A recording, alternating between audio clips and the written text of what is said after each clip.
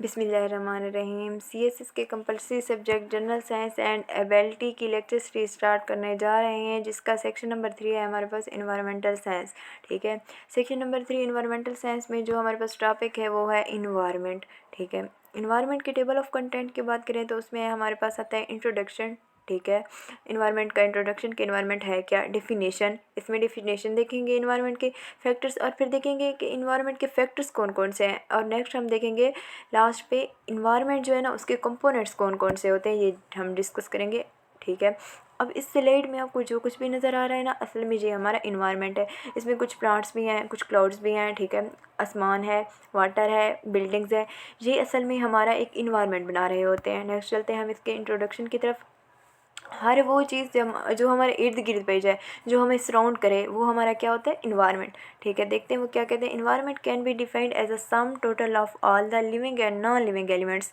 ठीक है, जो हमारे पास लिविंग और नॉन लिविंग एलिमेंट्स होते हैं ना, उनका सम टोटल यानी कि उनका मजमुआ, वो क्या कहलाता है, हमारा इन्वायरमेंट कहलाता है। And they are effects that influence human life, और वो ह्यूमन लाइफ को भी इन्फ्लुएंस कर रहे होते हैं। ठीक है, नेक्स्ट देखते हैं हमारे पास लिविंग और नॉन लिविंग एलिमेंट्स क्या हैं। जो लिविंग एलिमेंट्स हैं ना, उनको हम कहते हैं बायोटिक एलिमेंट्स। ठीक है, कह सकते हैं, क्योंकि उनके अंदर लाइफ एग्जिस्ट करती हो। बायो का मतलब लाइफ होता है ना, जिनके अंदर लाइफ एग्जिस्ट कर रही होती है ना, वो चीज़ें हमारे पास आती हैं बायोटिक एलिमेंट्स के अंदर, जिसमें प्लांट्स हो गए, एनिमल्स हो गए, बर्ड्स हो गए, फॉरेस्ट हो गए, फिशरीज हो गई, ये क्या कहलाएंगे, हमारे बायोटिक एलिमेंट्स कहलाएंगे। नेक्स्ट है हमारे पास नॉन लिविंग और एबायोटिक फैक्टर्स। अब इसमें हमारे पास हर वो चीज़ आएगी जो बेजान होगी, जिसके अंदर लाइफ एग्जिस्ट ही ना करती हो। ठीक है, जिसमें वाटर, ठीक है, soil, air, rocks, sunlight, land, ये जितनी भी चीज़ें हैं ये बायोटिक फैक्टर्स में आएंगी। फिर नेक्स्ट कहते हैं एन इन्वायरमेंट इज़ एवरीथिंग, कि माहौल जो होता है ना, वो हर वो चीज़ है दैट इज़ अराउंड अस, जो हमारे इर्द गिर्द पे है। ठीक है, और जो इर्द गिर्द पे जाने वाली चीज़ें वो तो लिविंग भी होती हैं, नॉन लिविंग भी होती हैं। ठीक है, वो सारी चीज़ें मिलके क्या बनाती हैं, हमारा इन्वायरमेंट बनाती हैं। अब हम इसकी डेफिनेशन की तरफ जाते हैं कि इसकी डेफिनेशन क्या है। जो वर्ड हमारे पास इन्वायरमेंट है ना, ये बेसिकली ड्राइव्ड है हमारे पास फ्रेंच वर्ड इन्विरानर से। ठीक है, जिसका मतलब है सराउंड, ठीक है, इनक्लोज और इनसर्कल। हमने कहा है ना, ये जो हमारे पास इन्वायरमेंट है, जो हमें सराउंड कर रहा है और जो हमारे इर्द गिर्द पाया जाए, वो हमारा इन्वायरमेंट होता है। ठीक है, अब इसकी डेफिनेशन की तरफ आते हैं। वो कहते हैं एवरीथिंग, हर वो चीज़, ठीक है, दैट सराउंड, जो सराउंड करे, जो हमारे इर्द गिर्द पाई जाए, और इफ़ेक्ट्स, और इफ़ेक्ट भी करे एन ऑर्गेनिज्म, एक ऑर्गेनिज्म को ड्यूरिंग इट्स लाइफ टाइम, उसके पूरा जो लाइफ टाइम होता है, जो लाइफ स्पेन होता है ना, उसके दौरान उसको इफ़ेक्ट भी करे, वो क्या कहलाता है, हमारा इन्वायरमेंट कहलाता है। Is collectively known as its environment, वो उसका सारा मजमुआ जो होता है ना, ठीक है, जो चीज़ें उसके इर्द गिर्द पेज हैं, उनका मजमुआ क्या कहलाता है, इन्वायरमेंट कहलाता है। ये जो वर्ड हमारे पास इन्वायरमेंट है ना, ये टर्म हमारे पास सबसे पहले जो कॉइंट करने वाले पर्सन थे, वो थे हमारे पास थॉमस कार्ले। ठीक है, उन्होंने ये कब कॉइंट की थी ये टर्म, उन्होंने ये की थी 1829 में, सॉरी ना 8 में। ठीक है, स्कॉटलैंड में की थी। और इसके बाद हमारे पास दूसरी डेफिनेशन हमारे पास ये है, environment is defined as the sum of total of all living and non living around us influencing one another. ठीक है, हमारे पास लिविंग और नॉन लिविंग जो चीज़ें होती हैं ना, अराउंड पे हमारे जो अराउंड होती हैं, उनका मजमुआ, ठीक है, सम ऑफ टोटल, वो क्या कहलाता है, हमारा इन्वायरमेंट कहलाता है। और वो इन्फ्लुएंस भी कर रही होती हैं एक दूसरे को। ठीक है ना, नेक्स्ट हम चलते हैं इसके फैक्टर्स की तरफ। इसके जो फैक्टर्स हैं ना, बेसिकली वो दो तरह के होते हैं, एक बायोटिक फैक्टर्स और दूसरा एबायोटिक फैक्टर्स। बायोटिक फैक्टर्स की बात करें तो इसके अंदर हमारे पास जो लिविंग थिंग्स आती हैं ना, वो होती हैं, जिसमें प्लांट्स, ठीक है, animals, bacteria, fungi, algae, virus, ये चीज़ें क्या कहलाएंगी, बायोटिक फैक्टर्स।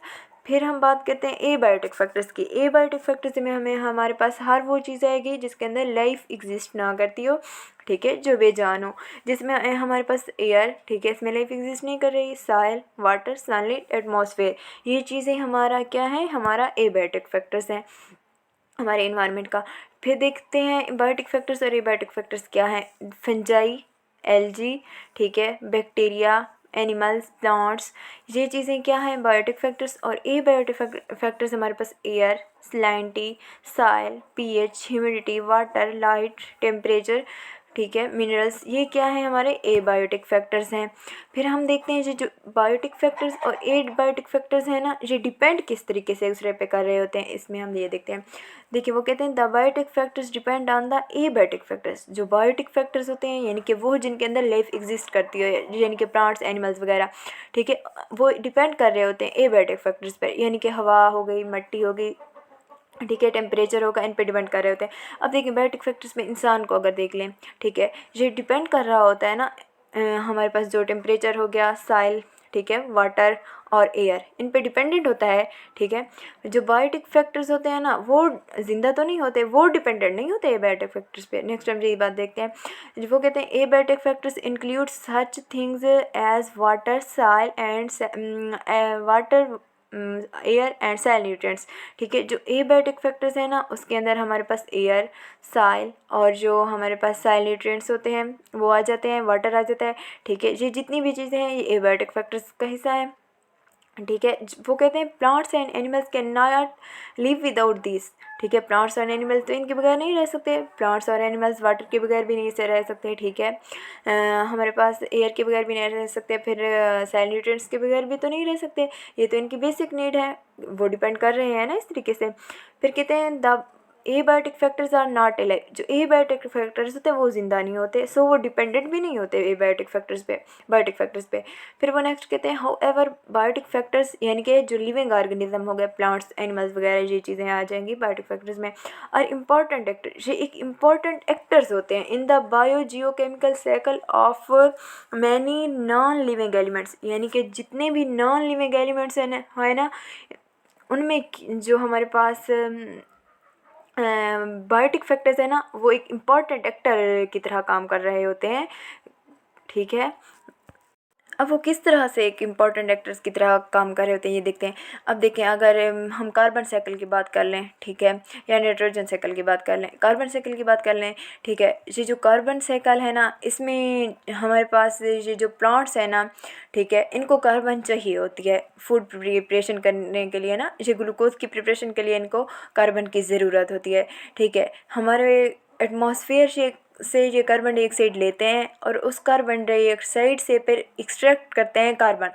उसको किस लिए एक्सट्रैक्ट कर रहे होते हैं, किस लिए भला, वो कर रहे होते हैं फूड प्रिपरेशन के लिए। वो उन्होंने ग्लूकोज की प्रिपरेशन करनी होती है ना, उनको कार्बन चाहिए होती है, ठीक है। वो इस तरीके से कार्बन को इस्तेमाल करते हैं, ठीक है। जो वो फूड प्रिपेयर करते हैं उनको फूड इस्तेमाल वो वाली फूड कौन इस्तेमाल करता है, जो हमारे पास अदर ऑर्गेनिज्म हो गए, जैसे इंसान हो गए या दूसरे एनिमल्स हो गए ना, वो इस्तेमाल करते हैं उस हमारे पास जो फूड होती है ना पौधों की प्रिपेयर शुदा, ठीक है, उसको इस्तेमाल करते हैं, ठीक है। और फिर जो नेक्स्ट कार्बन डाइऑक्साइड होती है ना, वो इन्वायरमेंट में रिलीज़ कर रहे होते हैं, जो हमारे पास देखिए इंसान हो गए या दूसरे ऑर्गेनिज्म हो गए ना, ये कार्बन डाइऑक्साइड को रिलीज़ करते हैं, ठीक है। और फिर कार्बन डाइऑक्साइड कौन इस्तेमाल करता है, हमारे पास प्लांट्स इस्तेमाल करते हैं। ये इस तरह से एक सर्कल चलता रहता है।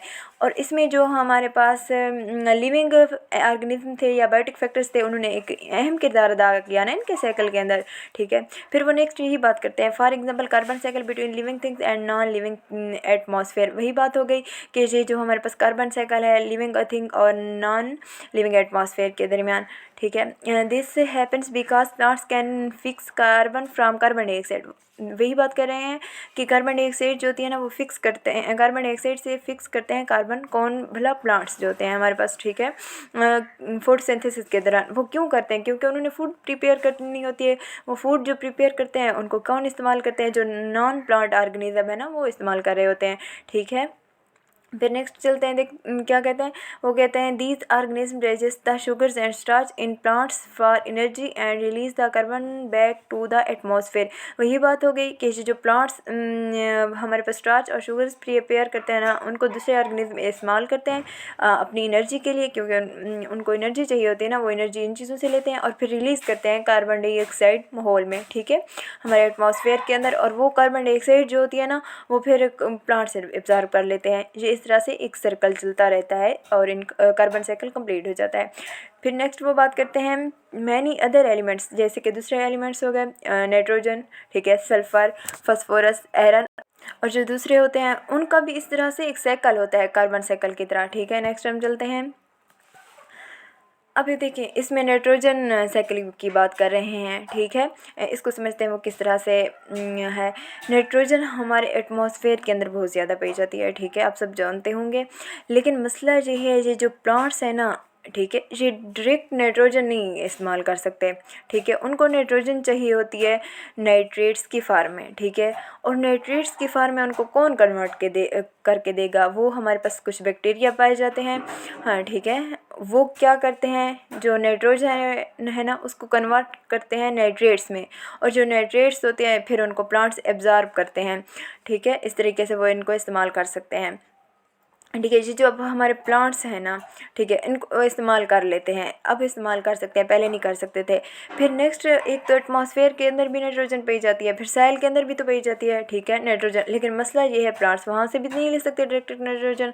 फिर क्या होता है, कुछ डिकम्पोजर पाए जाते हैं हमारे सॉइल के अंदर, वो क्या करते हैं, जो नाइट्रोजन होती है ना उसको अमोनियम में कन्वर्ट करते हैं अमोनिफिकेशन के थ्रू, ठीक है। वो जो अमोनिया होता है ना, अमोनियम प्रिपेयर तो हो गया अमोनिफिकेशन के थ्रू, फिर कुछ नाइट्रीफाइंग बैक्टीरिया हमारे पास पाए जाते हैं, वो क्या करते हैं, उस अमोनियम को कन्वर्ट करते हैं नाइट्रेट्स में। नाइट्रेट्स में जैसे ही कन्वर्ट होती है, फिर कुछ हमारे पास बैक्टीरिया पाए जाते हैं, वो क्या करते हैं, नाइट्रेट्स में कन्वर्ट करते हैं, ठीक है। उन बैक्टीरिया ने ना नाइट्रेट्स में कन्वर्ट करके दिया, किसको भला, नाइट्रेट्स को। और फिर वो जो नाइट्रेट्स है ना उनको अब जो हमारे प्लांट्स हैं ना वो इजीली यूज़ कर सकते हैं।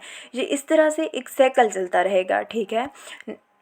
इसमें जो हमारे पास बैक्टीरिया वगैरह है ना वो तो इम्पॉर्टेंट फैक्टर प्ले कर रहे हैं ना, एक एक्टर्स के तौर पे काम कर रहे हैं, लेकिन वो हैं तो हमारे पास लिविंग ऑर्गेनिज्म। उधर हमने कहा था ना कि लिविंग जो ऑर्गेनिज्म होते हैं ना वो इम्पॉर्टेंट फैक्टर्स के तौर पर काम कर रहे होते हैं।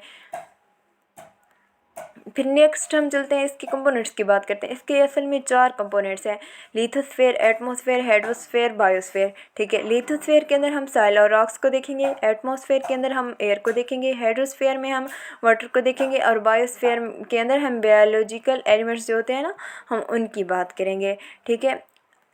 अब जो इसके कंपोनेंट्स हैं वो हमने उधर भी बात की, एटमॉस्फेयर है, बायोस्फेयर है, हाइड्रोस्फेयर है, जियोस्फेयर है, ठीक है। Thank you for watching. अल्लाह हाफिज़। नेक्स्ट मिलेंगे इंशाल्लाह अगले लेक्चर के साथ।